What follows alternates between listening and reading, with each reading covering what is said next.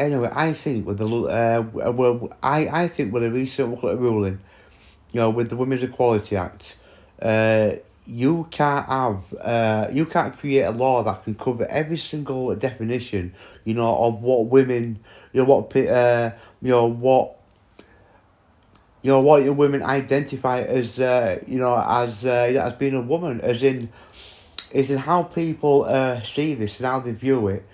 Uh, is basically men dressed in women's clothes. That's how it's been presented. It's basically, the vast majority of people's opinions on this is a man wearing a dress walking into a women's toilet, where there's children in a lot of people's perception, because that is what's been presented. I mean, just the words they say, like like your men can't, just because you're a just because you wear a dress, you can't call yourself a woman. And the word men is, the way they say that. When you say the word men, you think of a man, an adult, the physicality of a bloke. They don't say, born a male and then, gone through that transition of becoming a female. They don't talk about, the hormones.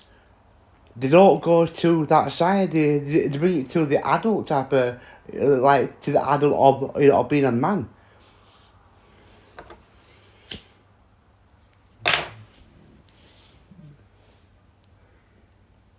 Transgender women are women.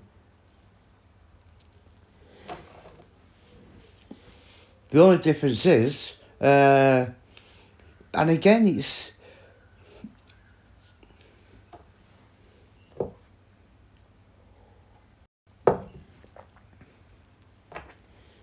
how it's being how it's being portrayed, how it's being spoke about, is so far away from the real, definition, the real serious of your transgender women and transgender rights. But you can't create a law, that covers, say, genuine transgender women who will go through that transition, who were born male but you're female, and then cover, a man wearing a dress and call themselves a woman.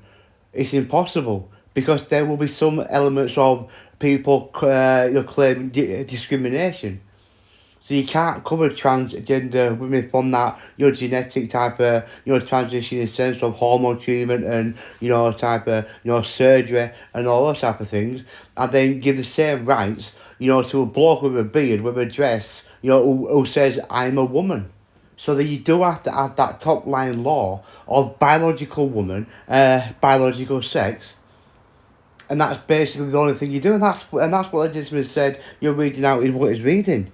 It doesn't take away trans rights, and I don't understand how they call it a victory for women. I don't understand. I don't understand how any rights, any trans rights, could take away women's rights. I don't know how that infringes on on women's rights. That makes no sense.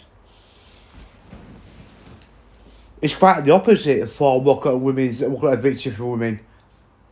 Quite the opposite, because who is the authority on what makes a woman a woman? You're purely based on, like transgender, like transgender women.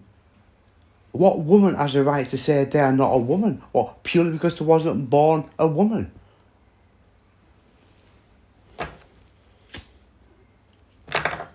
I think a lot of it is also political as well. I think there's a massive smoke screen going on with this type of situation. I personally think these stories of men going into women's toilet is all part of the agenda.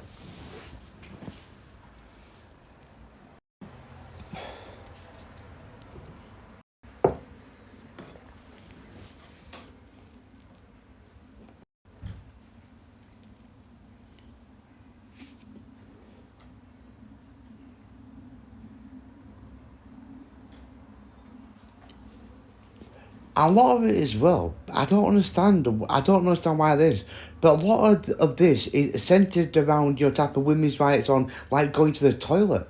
Your transgender women, there's more to transgender women, than wanting equality so they can go for a piss in a woman's bog. But that's how it's been presented, and that's what they speak about. Almost like it's about using women's services, and not equality as in being a woman. That's what's so mad about it as well. They center it on that. Almost like all this, their entire life, their entire struggle, everything they've ever been through, everything they've ever fought for, everything they want. It's all about going for a piss in a woman's toilet, just so they can be part of the female bog. That's how fucking stupid this is.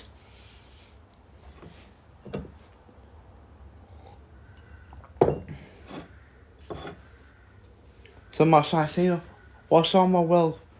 They passed a law today. Biological sex and biological look at a woman, and I'm so good because I can't go for a piss in a female's toilet. I don't know what I'm gonna do. I don't know how I'm gonna get past this.